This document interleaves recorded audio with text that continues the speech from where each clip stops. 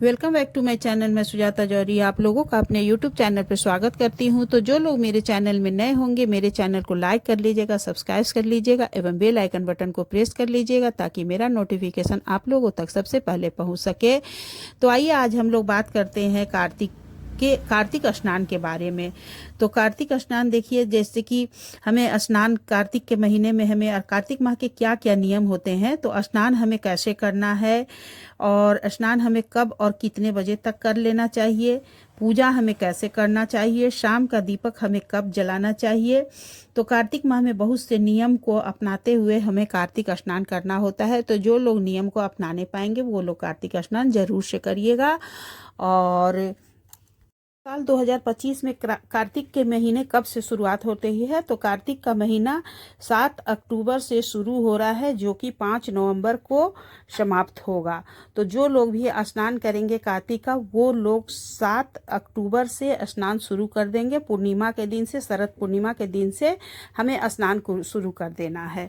तो शरद पूर्णिमा से हमें स्नान शुरू, तो स्नान देखिए हमें कैसे करना है। तो स्नान हमें सुबह सवेरे भोर में करना होता है। तो पहले के लोग कहते थे कि कौआ बोलने से पहले स्नान किया जाता है, तो हमें 4 से 5 के बीच में स्नान हर हाल में कर लेना चाहिए। और यदि जो लोग स्वस्थ हैं तो वो लोग ठंडे जल से स्नान करिएगा, और जो अस्वस्थ रहते हैं वो लोग भले ही गर्म पानी से नहाइएगा लेकिन हमें ठंडे पानी से ही स्नान करना चाहिए। और 4 से 5 के बीच में हमें स्नान कर लेना चाहिए। तो स्नान यदि आप खुले छत पे करती हैं तो ज़्यादा अच्छा है, लेकिन आजकल लोग खुले में स्नान नहीं करना चाहते हैं। पहले के लोग खुले में ही स्नान करते थे, जैसे कि चापानल हो गया या तो फिर नदी तालाब में जाकर के स्नान करते थे।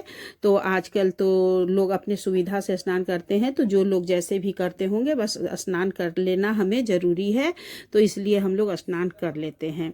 तो हमें कार्तिक पूर्णिमा 7 अक्टूबर से शुरू होकर 5 नवंबर तक चल रहा है। तो हमें 5 नवंबर को हमारा लास्ट स्नान होगा।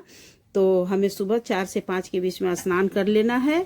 उसके बाद हमें पूजा देखिए कैसे करना है। तो जैसे कि शरद पूर्णिमा है तो उस दिन हमें पूजा करने के लिए सुबह सवेरे उठ के पूजा करना है।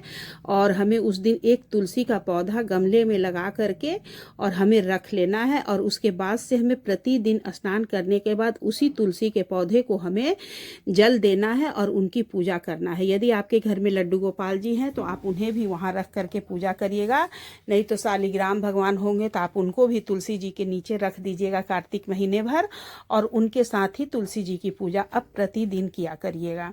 तो इस तरह से हमें तुलसी जी की पूजा करनी चाहिए। सुबह के टाइम में हमें तुलसी जी में जल देना है, फूल चढ़ाना है, फिर अपने लड्डू गोपाल जी की भी पूजा करनी है। उसके बाद से शाम के टाइम में हमें दीपक जलाना होता है। तो शाम को जो दीपक जलाते हैं, दीपक तो सभी लोग जलाते हैं, जो व्रत रहे या ना रहे, लेकिन दीपक जरूर जलाते हैं। जो स्नान करते हैं वो भी, जो नहीं करते हैं वो भी दीपक जलाते हैं। दीपक सभी को शाम को कार्तिक के महीने भर तुलसी जी में ज़रूर से ज़रूर जलाना चाहिए। तो आप एक दीपक शाम को प्रदोष काल में, जैसे सूर्यास्त से 45 मिनट पहले और सूर्यास्त के 45 मिनट बाद का जो समय होता है वो प्रदोष काल कहलाता है। तो आप या तो सूर्यास्त होने के बाद या तो सूर्यास्त के पहले 45 मिनट के अंदर आप दीपक तुलसी जी को जरूर से जला लीजिएगा। तो इस तरह से हम, और पहले दिन देखिए जब तुलसी जी की पूजा शुरुआत करेंगे तो उस दिन हमें विधिवत पूजा करना है, और हमें पूजा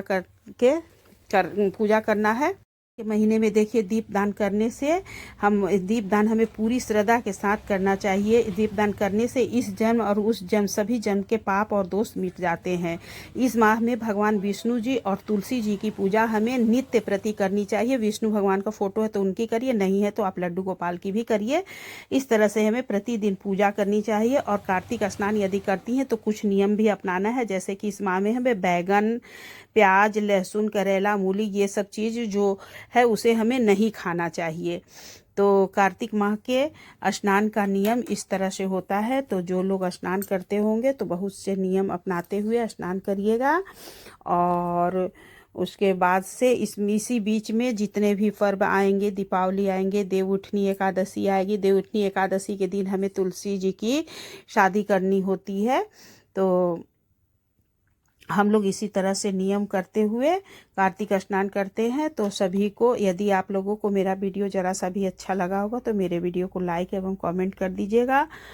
और सभी को कार्तिक माह की ढेर सारी शुभकामनाएं। कौन कौन कार्तिक स्नान करती हैं हमें कमेंट करके ज़रूर से बताइएगा। सभी को राधे राधे।